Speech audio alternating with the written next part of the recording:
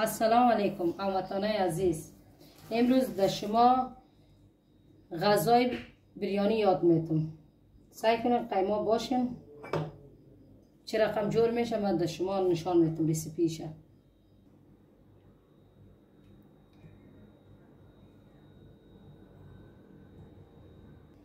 این هموطنان عزیز گوشت مرغ است. باز ما که یگان تا کچالو خوش داره یگان تا نداره. خانه ما که خوش داره اینا ما کچالی هم میپرتیم. بسم الله الرحمن الرحیم. من در شما نشان میدم که اختیش چه رقم میشه. یک چند داره مرچ هم میپرتیم داخلش. هر کس هر رقم جور میکنه بریانی را.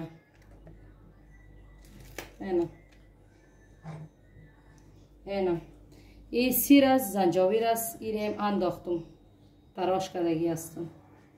ولی داخلی میفهمین چی را میپرتین.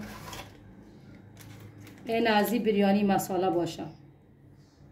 این ازی دمی 1.5 کیلو برنج یک پاکت پرتین میشه. این من کاش میتونم. بسم الله الرحمن الرحیم. سعی کنم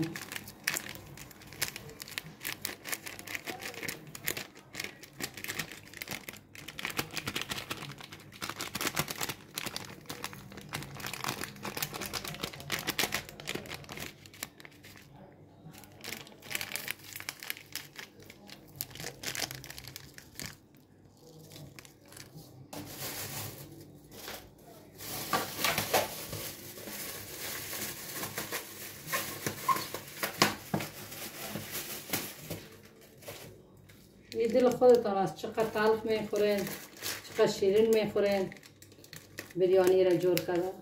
دمون مقدار پرتین. 1.5 کیلو برنج یک پاکتش بس از یک چند داره مرچ هم پرتین.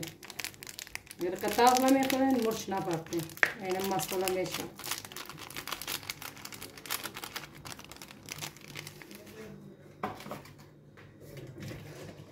حالی داخلی میفهمین چی گفت میکنیم. یک ماست هم میپرتیم. بسم الله الرحمن الرحیم. یک گلاس وری ماست انداختم.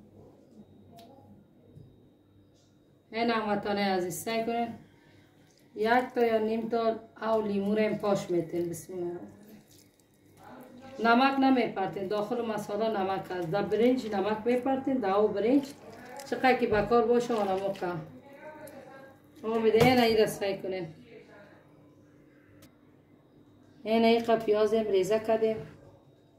رومی ریم این هموطنان عزیز سعی کنیم این را میکس میکنیم. فهمیدین؟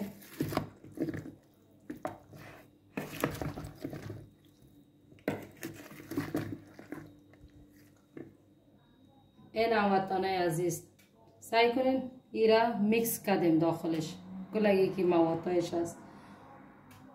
رومی را یک چند تا رومی را از ماشین کشیدیم. اوشه چرا که از ماشین بکشین باز خوب میآید.